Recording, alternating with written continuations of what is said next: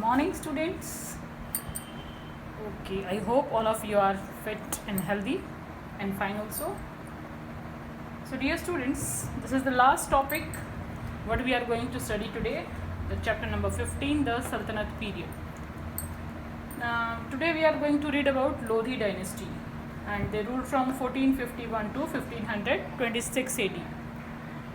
Yesterday we have completed the fourth dynasty of Sultanate period, that is the Sayyid dynasty, and we read that the last ruler of Sayyid dynasty, who was Alauddin Alam Shah, he himself surrendered the throne of Delhi Sultanate to Behlol Lodhi, one governor of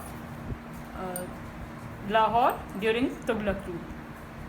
So that's how Sayyid dynasty was ended, and a new dynasty, or the last dynasty of Delhi Sultanate, Lodhi dynasty, came into power. So let's read about Lodhi dynasty today. As we know, Lodhi dynasty was founded by Behlol Lodhi. Behlol Lodhi was a Subedar of Lahore during Tughlaq rule. He founded the Lodhi dynasty by upspring the throne from the last Sayyid ruler, who was Alauddin Alam Shah. Behlol Lodhi was a strong and brave ruler. He tried to restore the greatness of the Delhi Sultanate. And how he restored the greatness? By removing the rebellious governors and replacing them with the loyal Afghan nobles.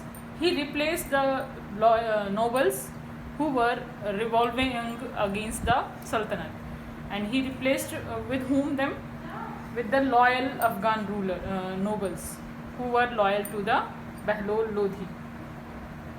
After a continuous war for 26 years, he succeeded in conquering all the territories surrounding Delhi, like Mewat, Rewari, Manipur, Bhongaon, Etawah, and like Sambhal, Gwalior, etc.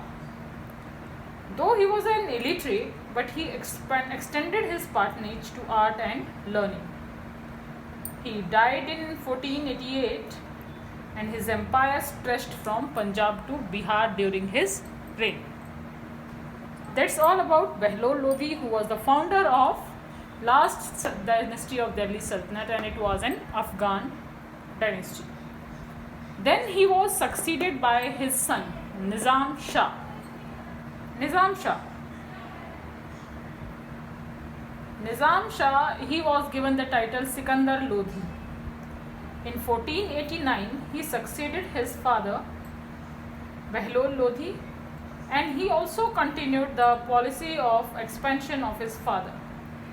He conquered Bihar and Jaunpur and made a friendly alliance with the rulers of Bengal.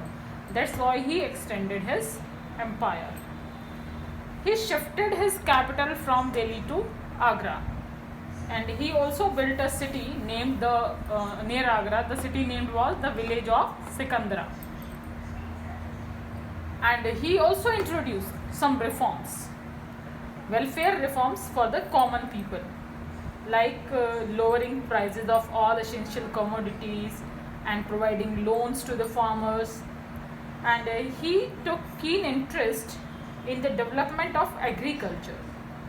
He introduced a new measuring unit, Gaj a Sikandari, and that was of 32 inches, and this this unit was used for measuring the land, cultivated land, and also auditing of accounts.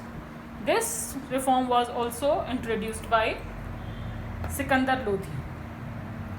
Okay, Sikandar Lodhi then, after his death, the throne of Delhi was inherited or succeeded by Ibrahim Lodhi. He killed his brother. He had a brother also. He killed his brother and then overpowered the throne of Delhi. Ibrahim Lodhi, he was the last king of the Lodhi dynasty, and he was the last Sultan of Delhi also. The Afghan nobility was brave and freedom loving. The nobles of Afghan, they were always freedom loving, but Ibrahim Lodi followed the repressive policy.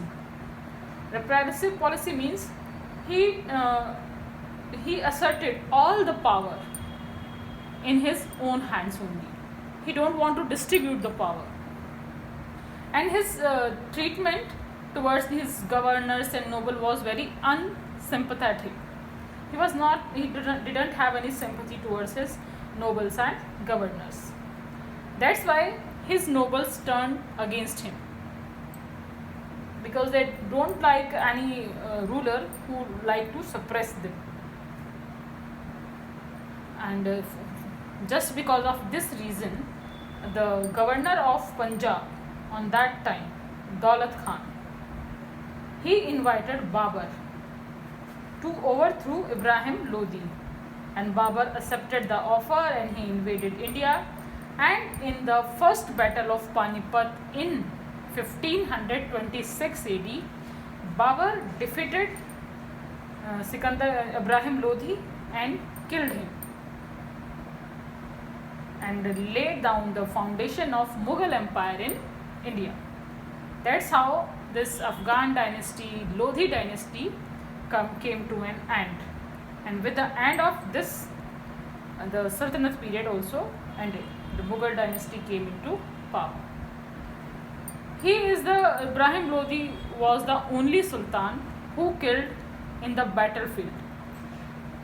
And except him, no any Sultan of India killed in battlefield. So that's all about Lodi dynasty, and our chapter is also finished today. I think all of you find it a very interesting chapter.